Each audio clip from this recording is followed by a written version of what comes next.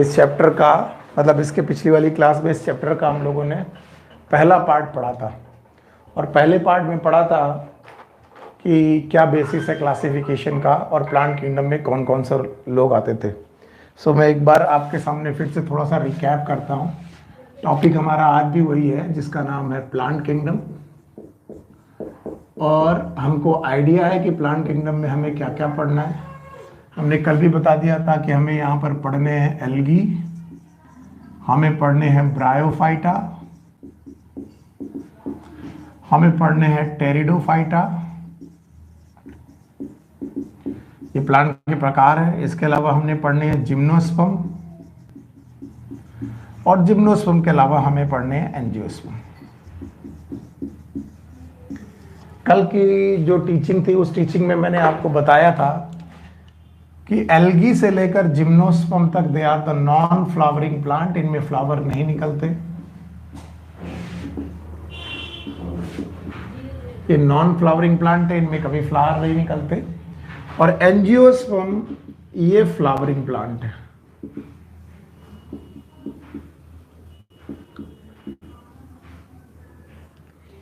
इनमें फ्लावर निकलते हैं, ये लाइफ में फ्लावर करते हैं। इनकी जिंदगी में बहुत बार फ्लावरिंग आती है, कुछ लोगों की जिंदगी में एक बार आती है, कुछ लोगों की बार बार आती है, फ्लावरिंग करते हैं। अच्छा, एंजियोस्पर्म के क्लासिफिकेशन के दौरान मैंने 3 आपको ओल्ड क्लासिफिकेशन पढ़ाए। एक पढ़ाया आर्टिफिशियल सिस्टम ऑफ क्लासिफिकेशन, ये आपको मालूम होना चाहिए, आप पढ़ के आए होंगे। जो लोग आज पहले दिन बैठ रहे हैं वो पीछे वाला वीडियो देख के आए, वरना मुश्किल होगी और फिर आप लोग को लगेगा कि सब चीजें समझ में नहीं आ रही। वो बड़ा मुश्किल होता है, आप बीच में कहीं से भी शुरू करते हैं और फिर आपको लगता है सब कुछ समझ में आ जाए, तो इसलिए पीछे वाला चैप्टर पढ़ के आए। इसके अलावा दूसरा पढ़ा हमने नेचुरल सिस्टम, तीसरा हमने पढ़ा phylogenetic system, phylogenetic system of classification.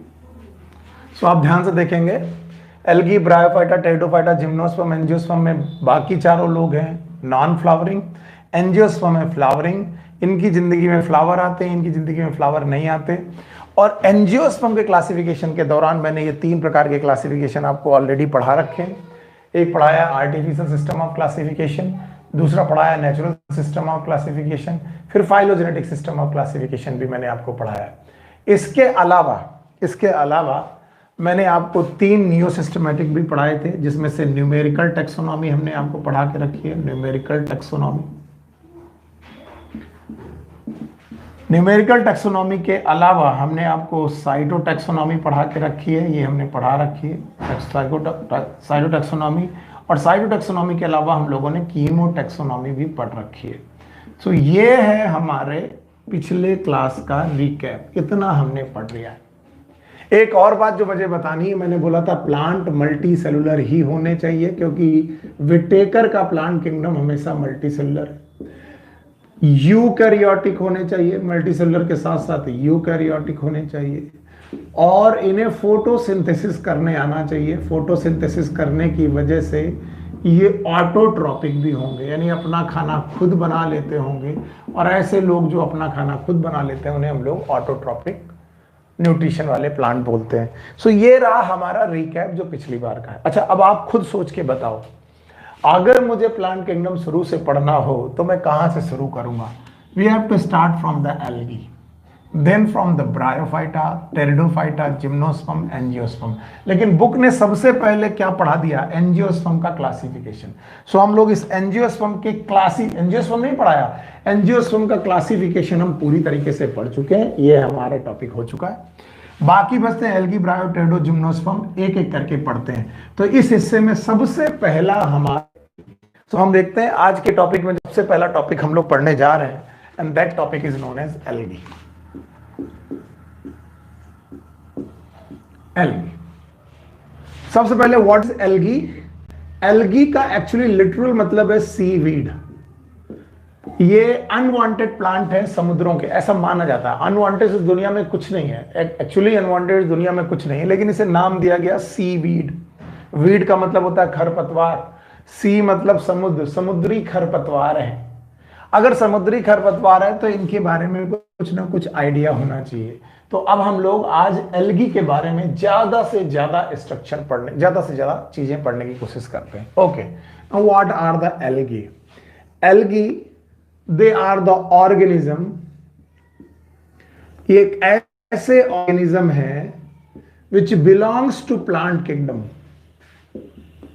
ये प्लांट किंगडम को बिलोंग करते हैं, ये बिलोंग करते हैं प्लांट किंगडम को, लेकिन इनमें प्लांट जैसी ना तो रूट है, ना तो स्टेम है, ना तो लीफ है।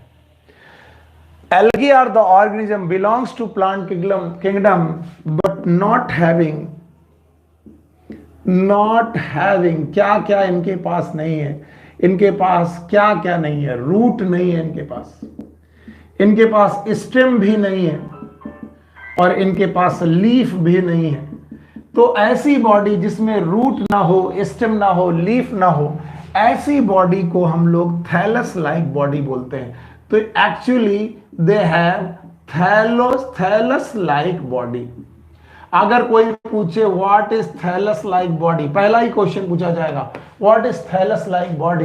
The body in which there is no root, no stem, no leaf. ना रूट है, ना स्टेम है, ना लीफ है, ऐसी बॉडी को थैलस लाइक बॉडी बोलते हैं। And that's why algae are the member of thallophyta. Algae को हम लोग थैलोफाइटा का मेंबर मानते हैं कि ये लोग वो लोग हैं जो थैलोफाइटा के मेंबर माने जाते हैं। तो आपको याद रखना पड़ेगा, algae they are the member of thallophyta. What is the meaning of thallophyta? They have thallus like body. What is the thallus-like body?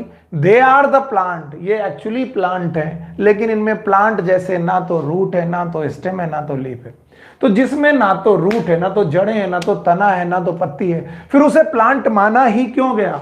अगर रूट स्टेम लीफ ना होने के बावजूद भी इसे प्लांट क्यों माना गया? क्योंकि प्लांट की सारी क्वालिटीज इसमें प्रेजेंट है। ये मल्टी सेलुलर हो सकते हैं, प्लांट भी मल्टी सेलुलर होता है, ये भी मल्टी सेलुलर हो सकते हैं। ओके, ये यूकैरियोटिक हैं, यानी ये यूकैरियोटिक हैं, और ये फोटोसिंथेसिस करते हैं। यानी प्लांट होने के लिए जिन जिन चीजों की जरूरत है, मल्टी सेलुलरिटी, यूकैरियोटिक और फोटोसिंथेसिस, वो सारी चीजें ये थैलोफाइटा के मेंबर कर लेते हैं, यानी ये एल्गी के मेंबर कर लेते हैं, इसीलिए हम इन्हें प्लांट मानते हैं। अच्छा, बहुत सारे लोग, मुझे मालूम है 3, 4 या 5 लोग हैं जिन्होंने मेरी प्रीवियस क्लासेस नहीं की। प्रीवियस क्लासेस का मतलब है जो बायोलॉजिकल क्लासिफिकेशन है और लिविंग वर्ल्ड है, वो वाले चैप्टर आपने मुझसे नहीं पढ़े, इसलिए कहीं ना कहीं दिक्कत आती है। इसलिए जब भी आए पुराने वीडियो देख करके आए। खैर, आज के लिए मैं फिर से बता दूं, जब भी कभी भी मैं कोई भी किंगडम पढ़ाऊंगा, फिर से सुनिए, आज के बाद या कभी भी, जब भी कभी भी मैं कोई किंगडम पढ़ाऊंगा या कोई ग्रुप पढ़ाऊंगा या कोई क्लास पढ़ाऊंगा, यानी जिसमें भी एल्गी, फंजाई, ब्रायोफाइटा कुछ भी पढ़ाऊंगा, मैं 8 पॉइंट का सहारा लेता हूं, 8 पॉइंट का सहारा लेता हूं। भाई ये 8 पॉइंट मैंने पहले पुराने बच्चों को बता रखे हैं, आज मैं नए बच्चों के लिए ये 8 पॉइंट बताता हूं। अगर ये 8 पॉइंट्स आपको आते हैं तो आप किसी को भी बढ़िया ढंग से डिस्क्राइब कर पाते हैं। सो पहला पॉइंट है हैबिट एंड हैबिटेट। पहला पॉइंट है हैबिट एंड हैबिटेट। अगर मैं पूछूं एल्गी का क्या है हैबिट एंड हैबिटेट, तो हमें बताना पड़ेगा। तो कई बार बच्चे बोलते हैं what is the meaning of habit, और क्या नाम है हैबिटेट। हैबिट का मतलब हम लोगों ने लिटरली हिंदी में समझा है आदतें। आदतों का मतलब होता है ये कहां किस तरीके का व्यवहार करते हैं, और हैबिटेट मतलब लिविंग प्लेस। किसी भी ऑर्गेनिज्म का जो लिविंग प्लेस होता है उसे हम लोग हैबिटेट बोलते हैं। तो मैं पहले पॉइंट में ये जानने की कोशिश करूंगा कि एल्गी का हैबिट एंड हैबिटेट क्या है। ओके, फर्स्ट पॉइंट फिर से बोलिएगा मेरे साथ। पहला पॉइंट है हैबिट एंड हैबिटेट। जब पहला पॉइंट मिल जाएगा, जब पहले पॉइंट के बारे में पढ़ लेंगे, तब हम पढ़ेंगे फॉर्म। अब आप पूछेंगे व्हाट इज फॉर्म, तो मैं ये जानने की कोशिश करूंगा कि एल्गी यूनिसेलुलर है, कि एल्गी मल्टीसेलुलर है, कि एल्गी यूकैरियोटिक है, कि एल्गी प्रोकैरियोटिक है। मैं इनका फॉर्म जानने की कोशिश करूंगा, किस प्रकार के, एक कोशिकी हैं, बहुकोशिकी हैं, यूकैरियोटिक है, प्रोकैरियोटिक है, ये जानने की कोशिश करूंगा। जब मुझे फॉर्म मिल जाएगा तो मैं तीसरी बात एल्गी की जानने की कोशिश करूंगा, मॉर्फोलॉजी। मॉर्फोलॉजी का मतलब होता है एक्सटर्नल अपीयरेंस। कोई भी एल्गी किस तरीके का दिखाई पड़ रहा है, अगर ये मुझे मालूम चल जाए तो मैं एल्गी के बारे में बहुत कुछ जान जाऊंगा। तो पहला पॉइंट मैंने पढ़ूंगा हैबिट एंड हैबिटेट, दूसरा पॉइंट पढ़ूंगा फॉर्म, तीसरा पॉइंट पढ़ूंगा मॉर्फोलॉजी। मॉर्फोलॉजी का मतलब है ये एक्सटर्नल अपीयरेंस में कैसा दिखता है। चौथा पॉइंट मैं पढ़ूंगा एनाटॉमी इफ रिक्वायर, अगर जरूरत पड़ेगी तो मैं आपको इसकी एनाटॉमी पढ़ाऊंगा, अगर नहीं जरूरत पड़ेगी तो एनाटॉमी पढ़ाने की जरूरत नहीं। तो पहला पॉइंट है हैबिट एंड हैबिटेट, दूसरा पॉइंट है फॉर्म, तीसरा पॉइंट है मॉर्फोलॉजी, चौथा पॉइंट है एनाटॉमी इफ रिक्वायर्ड। और इन चार चीजों के बाद चार और बातें हैं जिसपे मैं आपको क्लासिफिकेशन सिखाऊंगा। चार और बातें क्या हैं याद रखना। चार के बाद पांचवी बात है, it is mode of nutrition. अगर ये 8 पॉइंट आप पढ़ लेते हैं तो आप कभी भी रट्टा नहीं मारेंगे। चलिए, मोड ऑफ न्यूट्रिशन का मतलब है ये किस प्रकार से अपना खाना खाते हैं, क्या ये फोटोसिंथेसिस कर लेते हैं, क्या ये प्रिडेशन करते हैं, इस तरीके की बातें करते हैं मोड ऑफ न्यूट्रिशन में। और छठा पॉइंट हम लोग पढ़ते हैं मोड ऑफ रिप्रोडक्शन। ये सारे पॉइंट इसी तरीके से आपको बताने पड़ेंगे, मोड ऑफ रिप्रोडक्शन। तो पांचवा पॉइंट है मोड ऑफ न्यूट्रिशन, छठा पॉइंट है मोड ऑफ रिप्रोडक्शन। इसके बाद सातवां पॉइंट जो हम लोग पढ़ेंगे, it is ecological and economical importance. Ecological and economical importance, यानी एल्गी अगर इस दुनिया में आए तो इनकी क्या इंपॉर्टेंस है, ये कितने इंपॉर्टेंट है हमारी दुनिया के लिए। और आठवां पॉइंट पढ़ेंगे हम classification and examples.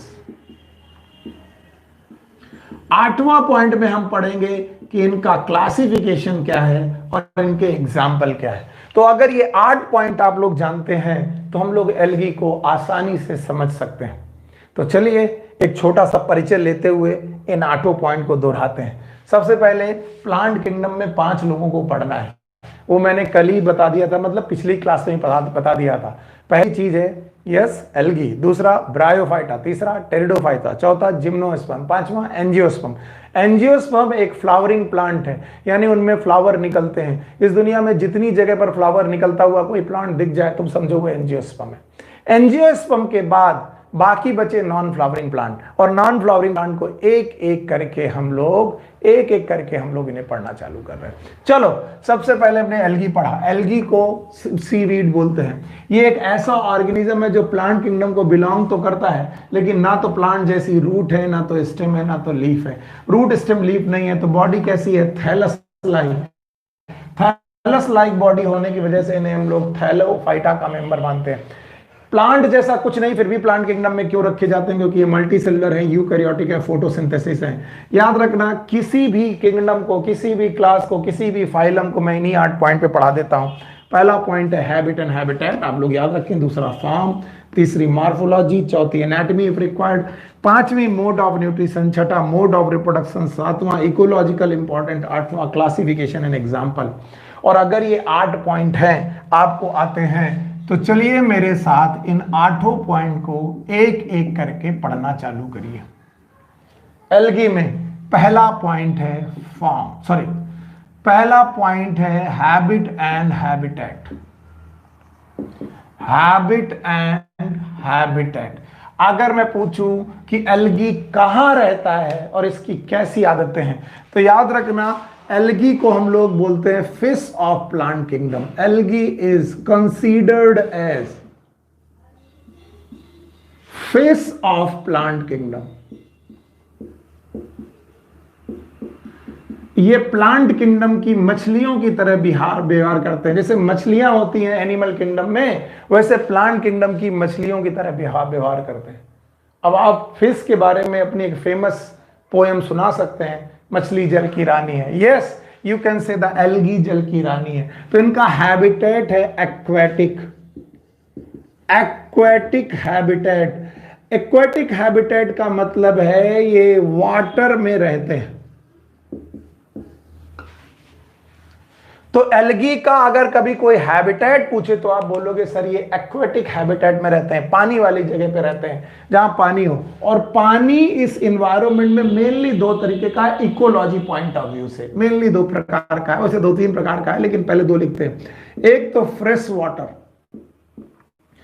Fresh water का मतलब ताजा पानी नहीं है, फ्रेश वाटर का मतलब है रिवर्स का पानी, पॉन्ड्स का पानी, लेक का पानी, जिसमें सैलिनिटी कम हो। लेक सलाइन भी हो सकते हैं, याद रखना, जिनमें सैलिनिटी कम हो, सलाइन कम हो, नमक कम हो, ऐसा फ्रेश वाटर। इसके अलावा मैरीन वाटर। मैरीन वाटर का मतलब है सी वाटर, यानी एल्गी नदियों में भी पाए जा सकते हैं, समुद्रों में भी पाए जा सकते हैं, पानी में।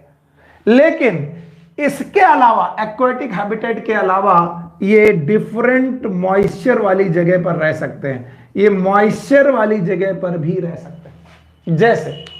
जैसे ये मॉइस्ट स्टोन में रह सकते हैं, मॉइस्ट स्टोन। जरा आप सोचने की कोशिश करिए, अगर आप गांव से बिलोंग करते हैं तो आपने कुआं देखा होगा, कुएं के पत्थर में काई आ जाती है, वो काई क्या है? एक्चुअली एल्गी है। पत्थर क्यों, उसी कुएं के पत्थर में काई क्यों आ जाती, किसी सड़क वाले पत्थर में काई क्यों नहीं आती जो पूरी तरीके से धूप में? क्योंकि वो मॉइस्ट नहीं है, मॉइस्चर होना चाहिए। तो मॉइस्ट स्टोन, इसके अलावा मॉइस्ट सॉइल, मॉइस्ट सॉइल में भी ये ग्रो कर सकते हैं। इसके अलावा they can grow upon the moist would, गीली लकड़ी पे भी ग्रो कर सकते हैं।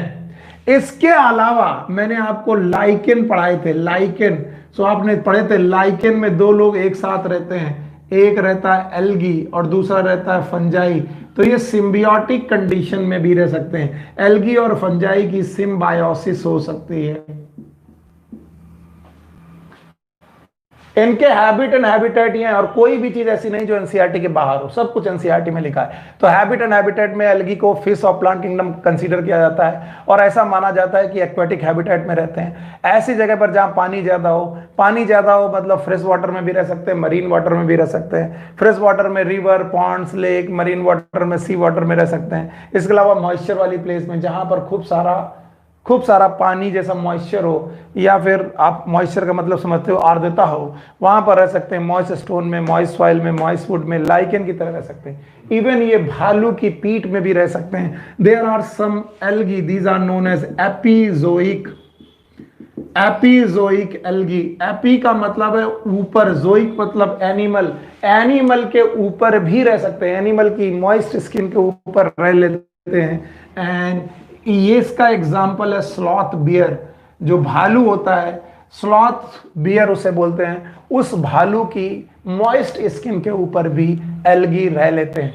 अब आप देख लीजिए हैबिट एंड हैबिटेट में मैंने कितनी सारी बातें कर डाली, लेकिन आप ध्यान से देखिए मैं उन 8 पॉइंट में अभी केवल पहला पॉइंट डिस्कस कर पाया।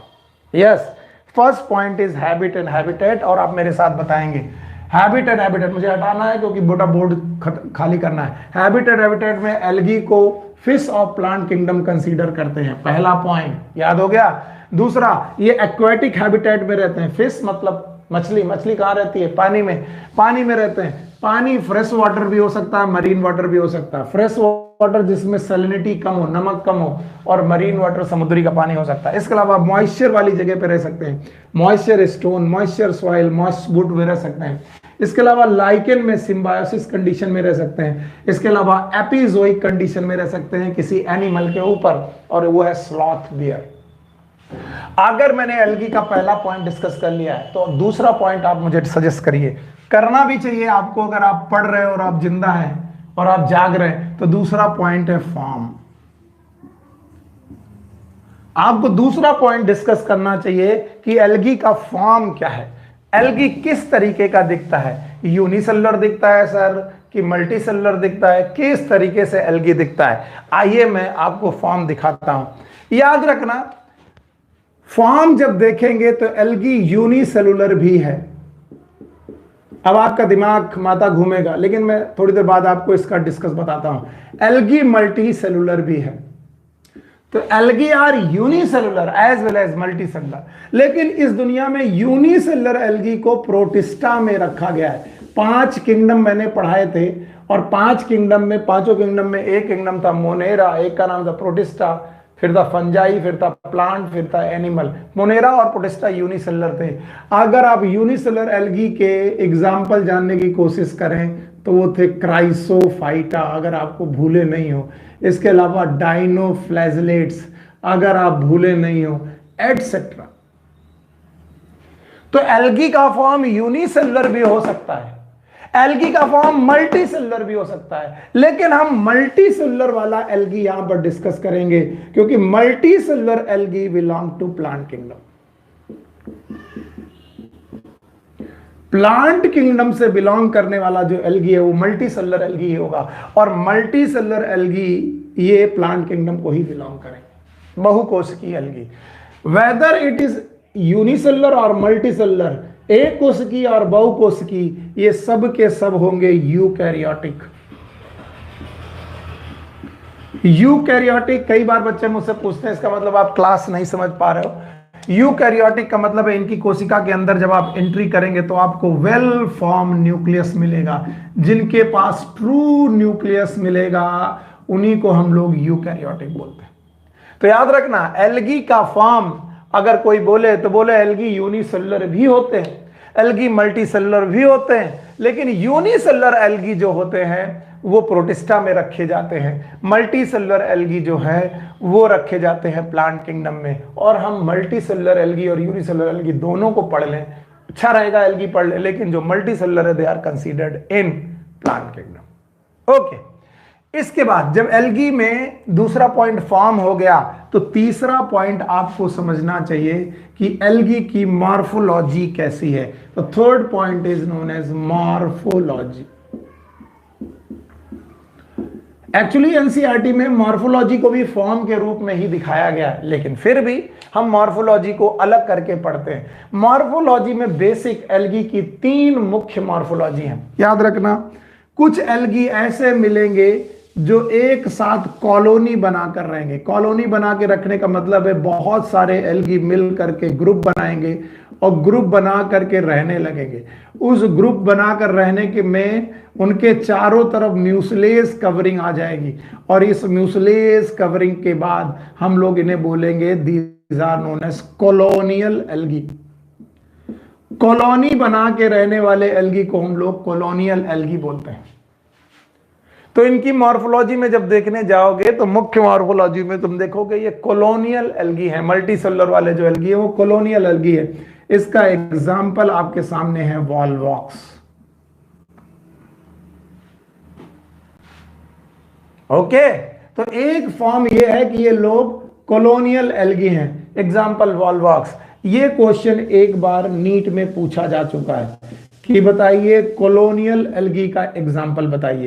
तो ये क्वेश्चन आ चुका है डायरेक्ट कि कॉलोनियल एल्गी का एग्जाम्पल बताइए, आपने बोला वॉलवॉक्स। अच्छा, दूसरे प्रकार की मॉर्फोलॉजी है, याद रखना, मॉर्फोलॉजी है जिसमें एल्गी फिलामेंट बना के रहते हैं, रॉड शेप्ड स्ट्रक्चर बना के रखते हैं, लाइक दिस। साइनोबैक्टीरिया भी एक बार फिलामेंटस स्ट्रक्चर बनाए थे, मैंने बताया था। ये कुछ ऐसे एल्गी हैं जो फिलामेंटस कहलाते हैं, फिलामेंटस। और फिलामेंटस एल्गी के 2 एग्जाम्पल आपको मालूम होने चाहिए। एक का नाम है यूलोथ्रिक्स और दूसरे का नाम है स्पाइरोगाइरा। ये सब लर्न करिए। तो एक हो गया वॉलवॉक्स जो कॉलोनियल एल्गी है, इसके अलावा एक हो गया फिलामेंटस जिसके एग्जाम्पल है यूलोथ्रिक्स एंड स्पाइरोगाइरा, और तीसरी मॉर्फोलॉजी है that is known as complex body. C में मैं लिखाने जा रहा हूं, some algae form the complex body. अब ये कॉम्प्लेक्स बॉडी क्या होती है इसकी डिटेल में बाद में पढ़ाऊंगा।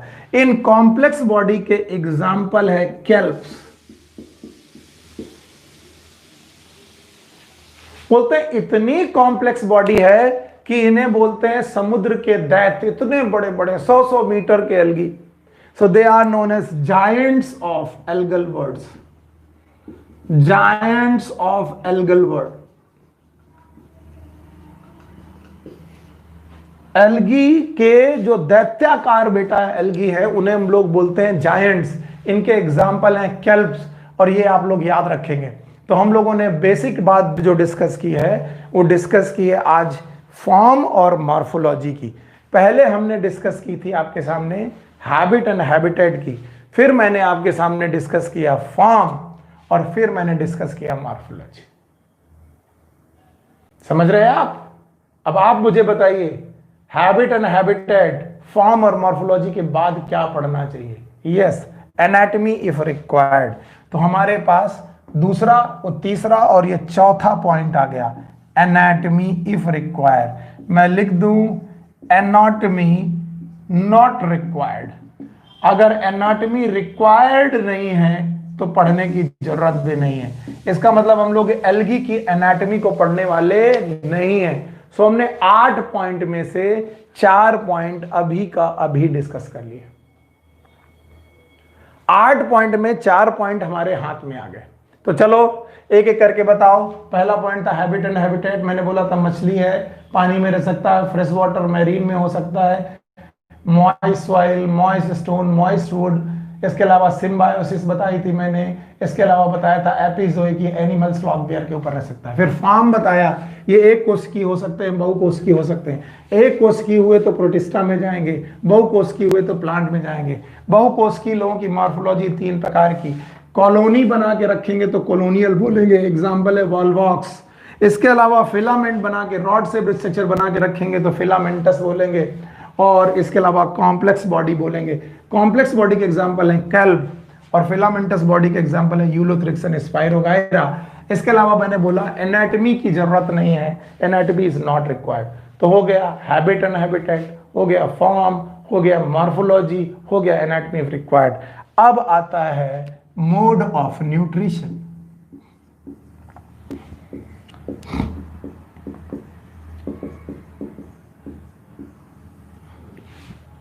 क्या आता है आपके सामने? Mode of nutrition.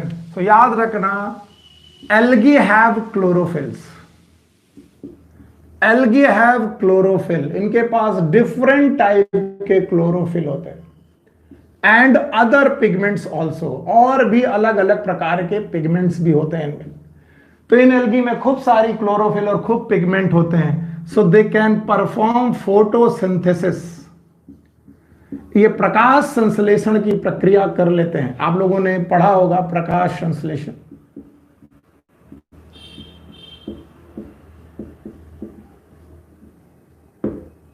ये प्रकाश संश्लेषण की प्रक्रिया कर लेते हैं, और अगर फोटोसिंथेसिस कर लेते हैं तो ये लोग ऑटोट्रोपिक हैं। और ऑटोट्रोपिक वो होते हैं जो स्वापोषी होते हैं, जो अपना खाना खुद बना लेते हैं। इसका मतलब एल्गी फोटोसिंथेसिस प्रक्रिया से अपना खाना खुद बना लेते हैं। याद रखना, ये क्लोरोफिल इनकी बॉडी में क्लोरोप्लास्ट में पाई जाती है। तो इनकी बॉडी में क्लोरोप्लास्ट पाए जाते हैं, उन क्लोरोप्लास्ट में क्लोरोफिल पाई जाती है, और उस क्लोरोफिल की मदद से ये लोग फोटोसिंथेसिस कर लेते हैं। और फोटोसिंथेसिस करने के अलावा मैं कह सकता हूं ये ऑटोट्रोपिक होते हैं। याद रहेगा, ऑटोट्रोपिक न्यूट्रिशन के अलावा ये सिम्बायोटिक न्यूट्रिशन भी कर सकते हैं। मैंने आपको पहले भी पढ़ाया था, सिम्बायोटिक न्यूट्रिशन करते हैं लाइकेन में। याद रखना, there are some parasitic algae also, कुछ पैरासिटिक एल्गी भी हैं, लेकिन वो अपने कोर्स में नहीं है। तो पैरासिटिक एल्गी भी इस दुनिया में है, लेकिन अभी अपने कोर्स में नहीं है। तो हम लोग केवल इतना पढ़ रहे हैं कि ज्यादातर एल्गी जो है वो अपना नरिशमेंट खुद कर लेते हैं फोटोसिंथेसिस प्रक्रिया के द्वारा। इसके अलावा कुछ एल्गी सिम्बायोसिस करते हैं, सिम्बायोटिक कंडीशन में रहते हैं। हालांकि सिम्बायोटिक कंडीशन में भी एल्गी अपना ही खाना बना रहा है, फंजाई को दे रहा है, लेकिन फंजाई उस खाना बनाने में मदद कर रहा है। इसके अलावा पैरासिटिक एल्गी भी होते हैं, और ये वो एल्गी होते हैं जो दूसरे प्लांट के ऊपर ग्रो कर रहे हैं, लेकिन हमारे कोर्स में नहीं है, इसलिए हमने हटा दिया। तो point number 5 mode of nutrition हो गया। Now point number 6, it is mode of reproduction.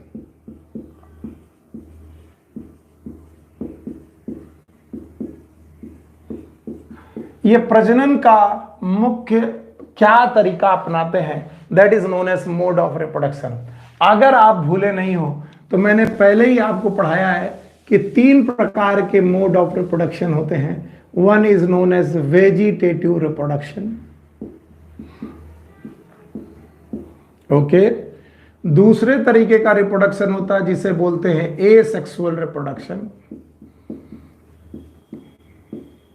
और तीसरे प्रकार का रिप्रोडक्शन होता है जिसे बोलते हैं हम लोग सेक्सुअल रिप्रोडक्शन। तो आप याद रखें कि जो रिप्रोडक्शन के तरीके हैं इनमें तीन मुख्य प्रकार के पाए जाते हैं। One is known as vegetative reproduction, number two is known as asexual reproduction, and number three is known as sexual reproduction. अच्छा, वेजिटेटिव रिप्रोडक्शन का मतलब होता है कायिक प्रजनन। कायिक प्रजनन हिंदी शब्द में कई बार काफी फायदा हो जाता है। कायिक प्रजनन मतलब काया, काया मतलब बॉडी। जब बॉडी पार्ट ही रिप्रोडक्शन में हिस्सा लेने लगे तो ऐसे रिप्रोडक्शन को वेजिटेटिव रिप्रोडक्शन बोलते हैं। अब आप कहोगे सर बॉडी कैसी होती है, तो मैंने पहले बता दिया, एल्गी की बॉडी होती है थैलस लाइक।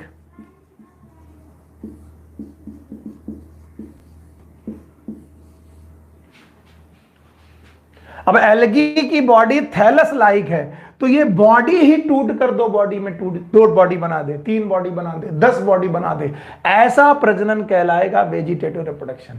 याद रखना, वेजिटेटिव रिप्रोडक्शन में मुख्य तीन तरीके हैं, याद रखिएगा। पहला है फिजन, दूसरा है बडिंग, तीसरा है फ्रेगमेंटेशन। और रट्टा मारने से चलेगा नहीं का। जो लोग बोलते हैं कि सर हम तीनों रट्टा मार लेंगे, वो ठीक नहीं है। अब तीनों को मैं पहले भी पढ़ा चुका हूं, लेकिन कुछ नए लोग बैठे हैं जिनको समझ में नहीं आएगा, तो बस देख लो। मान लीजिए एक यूनिसेलुलर एल्गी दो पार्ट में अपनी सेल को डिवाइड कर देता है। एक कोशिका दो कोशिका में डिवाइड हो गई, it is known as binary fission. तो फिजन कर सकता है एल्गी, ओके। इसके अलावा बडिंग कर सकता है, यानी एक एल्गी की बॉडी में एक बड निकल जाए, कली जैसा स्ट्रक्चर निकल जाए, it is known as budding. तीसरा तरीका है कि पूरा फ्रेगमेंट टुकड़े टुकड़े हो जाए, और जो टुकड़े गिरे हैं, ये जो टुकड़े गिरे हैं, ये पूरी एल्गी थैलस को बना ले, it is known as fragmentation. याद रखना, एल्गी का मेन मोड वेजिटेटिव में फ्रेगमेंटेशन।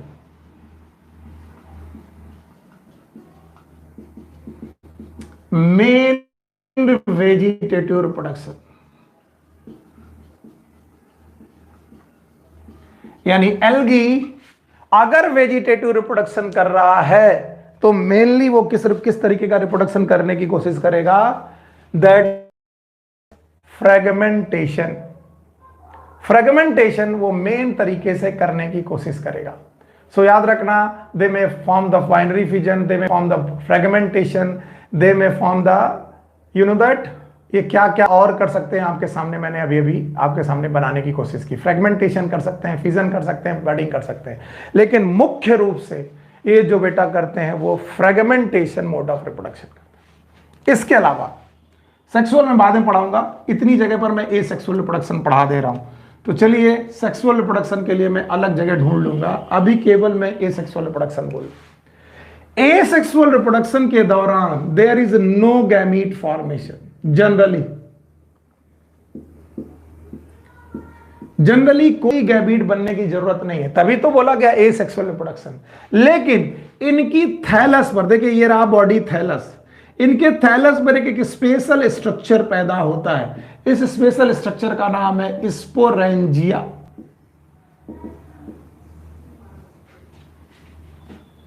बहुत ध्यान से बताइए, इसका नाम क्या है, स्पोरेंजिया। आज के बाद एंजिया शब्द जहां पर भी मिल जाए, एंजिया शब्द का मतलब होता है इट विल प्रोड्यूस।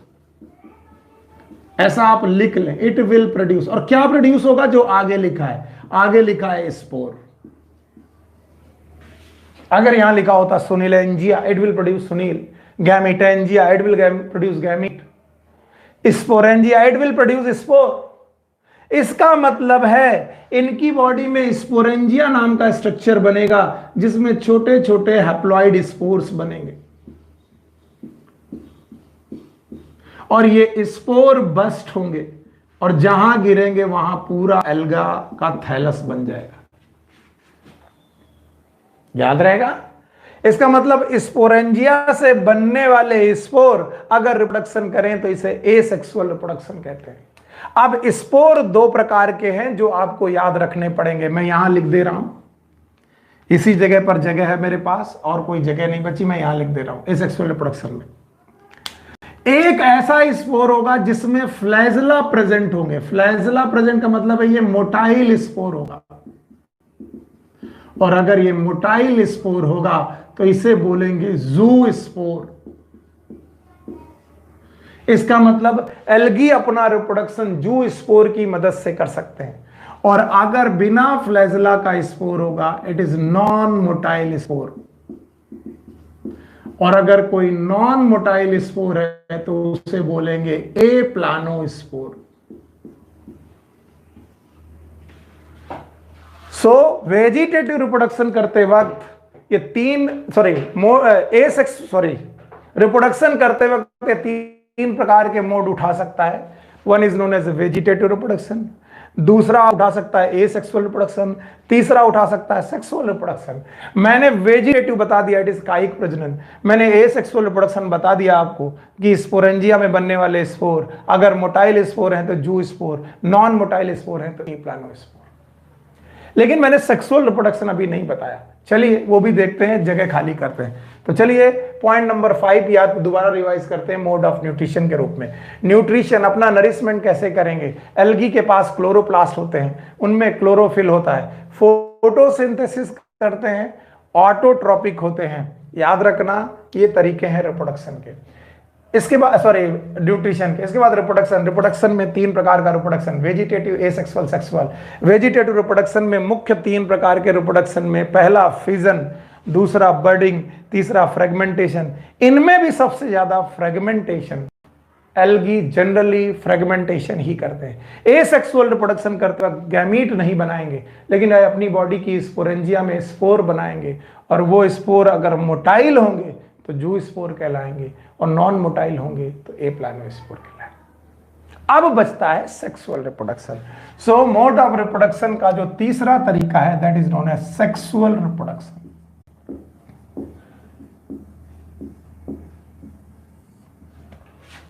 याद रखना सेक्सुअल रिप्रोडक्शन के दौरान इनकी बॉडी में, याद रखना एल्गी की जो बॉडी होगी, मान लीजिए एल्गी है तो एल्गी की जो थैलस होगी, इन थैलस में दो प्रकार के गैमीट बनेंगे, एक मेल गैमीट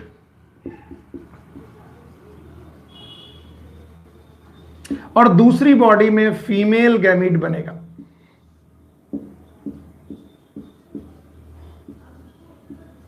मेल गैमीट हो कि फीमेल गैमीट हो, दोनों कोशिकाएं हैं। ये रहा मेल गैमीट, ये रहा फीमेल गैमीट। इसे मैंने मेल थैलस मान लिया, इसे फीमेल थैलस मान लिया। अब मेल गैमीट और फीमेल गैमीट की कोशिकाएं आपस में फ्यूज होने के लिए आई हैं, that is known as fertilization.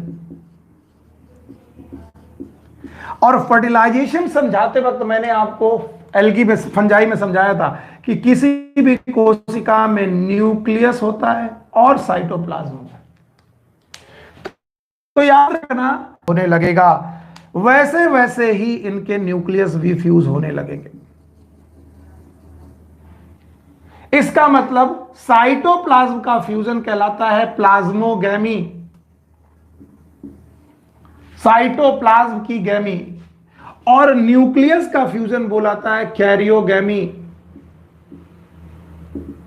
और प्लाज्मोगैमी और कैरियोगैमी साइमल्टेनियसली होंगे। साइमल्टेनियस मतलब साथ साथ होंगे। अगर प्लाज्मोगैमी कैरियोगैमी साथ साथ होंगे तो एक स्ट्रक्चर बनेगा जिसका नाम होगा जाइगोट। ये गैमीट हैप्लॉइड था, ये गैमीट हैप्लॉइड था, हैप्लॉइड और हैप्लॉइड गैमीट जुड़ करके जाइगोट बना दिया डिप्लॉइड। और याद रखना जब प्लाज्मोगैमी कैरियोगैमी साथ साथ होने लगे तो इस प्रोसेस को बोलेंगे सिंगैमी। इसका मतलब एल्गी सिंगैमी करते हैं। फिर सुन लो, अगर आपको फंजाई याद हो, मैंने पढ़ाया था तो मैंने पढ़ाया था उसमें प्लाज्मोगैमी पहले हो जाती थी, उसके बाद कैरियोगैमी होती थी। लेकिन यहां प्लाज्मोगैमी और कैरियोगैमी साथ साथ हो जाती है, और अगर प्लाज्मोगैमी कैरियोगैमी साथ साथ हो गई तो सिंगैमी हो गई, और सिंगैमी हो गई तो जाइगोट बन गया।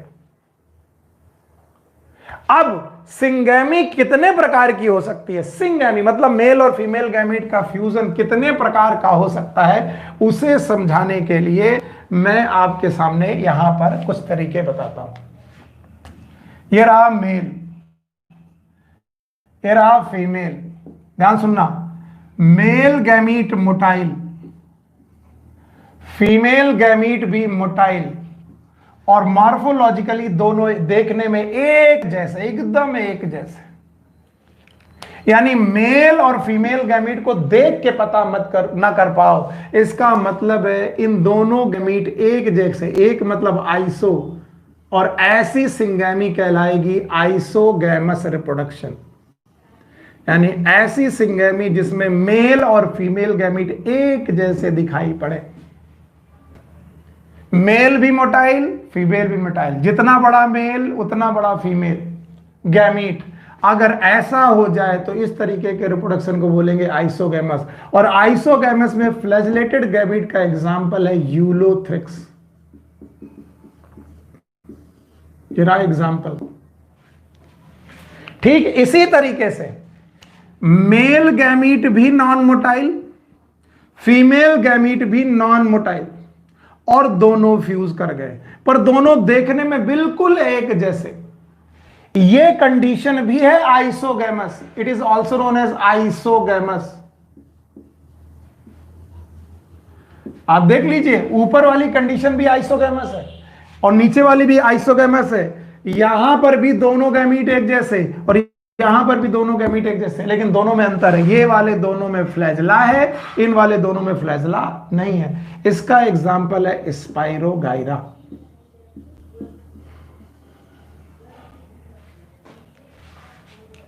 ठीक है, तो ये isogamous flagellated gamete, isogamous non flagellated gamete, isogamous flagellated gamete का example Ulothrix, isogamous non flagellated gamete का एग्जांपल है स्पाइरोगाइरा। नाउ थर्ड वे, अब ये हटा सकता हूं मैं। तीसरा, male gamete motile but smaller, female gamete motile but larger. देखिए, यहां दोनों गैमीट एक जैसे, यहां दोनों गैमीट एक जैसे, यहां पर मेल गैमीट छोटा, फीमेल गैमीट बड़ा। हालांकि दोनों के दोनों फ्लैजलेटेड है, इसमें भी फ्लैजला ये भी फ्लैजला, लेकिन दोनों के साइज में अंतर है और इनके फ्यूजन को हम लोग बोलेंगे एनाइसोगैमस। Anisogamous reproduction. और एनाइसोगैमस रिप्रोडक्शन का एग्जांपल आपकी बुक में दिया है यूडोरिना। ये है एग्जांपल, ये भी है example, Eudorina. Now the fourth, ये तीसरा तरीका हो गया। अब चौथा तरीका देखिए, male gamete small and motile, female gamete large and non motile. अब कहेंगे सर ये दोनों तो इसी जैसा हुआ ना, यहां दोनों मोटाइल थे, यहां मेल मोटाइल है, female non motile, no flagella, और अगर इनका फ्यूजन हो जाए it is known as oogamous reproduction.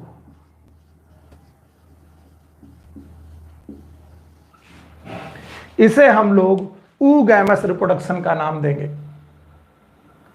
और याद रखना, oogamous रिप्रोडक्शन के एग्जाम्पल दो हैं, एक फ्यूकस, दूसरा वॉलवॉक्स।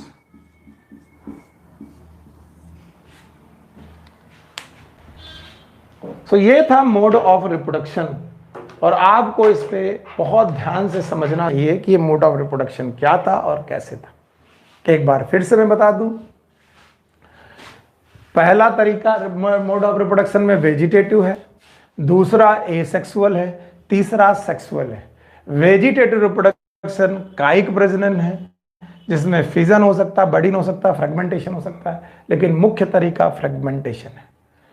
एसेक्सुअल रिप्रोडक्शन में इनके थैलस में स्पोरेंजिया बनेगी, स्पोरेंजिया में स्पोर बनेंगे। स्पोर अगर मोटाइल है तो ज़ूस्पोर, नॉन मोटाइल है तो एप्लानोज। सेक्सुअल रिप्रोडक्शन के दौरान ये अपनी गैमीट की सिंगैमी कराएंगे। सिंगैमी का मतलब मेल और फीमेल गैमीट का फ्यूजन कराएंगे। सिंगैमी करते वक्त और मेल फीमेल गैमीट एक जैसे तो कंडीशन आइसोगैमस, ये भी आइसोगैमस, ये भी आइसोगैमस। लेकिन आइसोगैमस दो प्रकार का, motile, non motile. Motile isogamous Ulothrix, non motile isogamous Spirogyra. Male motile, female भी motile, male smaller female larger, it is an isogamous. Example Eudorina, male motile female non motile, और इस तरीके के reproduction का नाम oogamous। Example Fucus and Volvox. Actually दो तीन बातें हैं जो मुझे आप लोगों से करनी है। होता क्या है कि हम लोग फिजिकली एक दूसरे से मिल पा नहीं रहे, और ये कैमरा या मोबाइल एक ऐसा है जिसमें हम एक दूसरे को जान भी नहीं पा रहे। मैं एक तरफ से आपको पढ़ाते जाता हूँ, आपको समझ में आया कि नहीं आया आप लोग मुझे बता भी नहीं पाते हो। मैंने कई बार आपके सामने लिखा है कि मेरा नंबर भी वैसे मिल जाएगा, और एक ग्रुप से बना हुआ है हम लोगों का, गर्ल्स के लिए अलग और बॉयज के लिए एक अलग ग्रुप बना दिया गया है। अगर कोई भी क्वेरी है आपकी बुक की तो आप उसका स्क्रीनशॉट खींच के या उसकी फोटो खींच के मेरे को सेंड कर दीजिए कि सर ये लाइन समझ में नहीं आ रही, और उस लाइन का आंसर मैं बता दूंगा। अच्छा, पीछे दो चैप्टर हो चुके हैं, एक लिविंग बर्ड और एक बायोलॉजिकल क्लासिफिकेशन। लिविंग बर्ड और बायोलॉजिकल क्लासिफिकेशन के क्वेश्चंस आप लोग लगा लीजिए। मुझे मालूम है बहुत सारे बच्चे कहेंगे कि सर हमें तो क्वेश्चन मिले ही नहीं है, तो उसके लिए मैं पीडीएफ की कोशिश करता हूं कि गुप्ता सर वो पीडीएफ आप तक पहुंचा दें। इसके अलावा मैं पर डे की बेसिस पर हो सकता है, जरूरी नहीं, हो सकता है पर डे की बेसिस पर मैं आपको कुछ 10 क्वेश्चन रोज भेजूं या 4 या 5 क्वेश्चन भेजूं। वो क्वेश्चन आपके ग्रुप में पहुंच जाएंगे। उन क्वेश्चन को आप लगाइए और बताइए कि आपको उसमें क्या नहीं समझ में आ रहा। सो आज के लिए यहीं तक, और उसके बाद हम लोग बाद में बात करेंगे। हाँ, मुझे शायद ये लगता है कि आप लोगों ने 13 सितंबर का इस बार का नीट का पेपर शायद देने के लिए फॉर्म भरा होगा। अगर फॉर्म भरा है तो मुझे बता दीजिए आज ही कितने लोगों ने ये फॉर्म भरा है। कितने लोगों ने फॉर्म भरा है इसकी जानकारी आप मुझे इस नंबर पे भी दे सकते हैं। वैसे आप ग्रुप में भी दे सकते हैं जितने लोगों ने नीट का फॉर्म भरा है और कितने लोग 13 सितंबर को एग्जाम देने जा रहे हैं। क्योंकि अगर आप एग्जाम देने जा रहे हो तो मैं चाहूंगा कि 2 या 4 दिन आप उस एग्जाम की तैयारी कर भी लो। लक कभी भी फेवर कर सकता है और आपकी किस्मत कभी भी खुल सकती है, तो आप इसको मत सोचिए, उसकी भी तैयारी कर लीजिए, वो मुझे बता दीजिएगा। और तब तक के लिए take care, good luck, bye bye.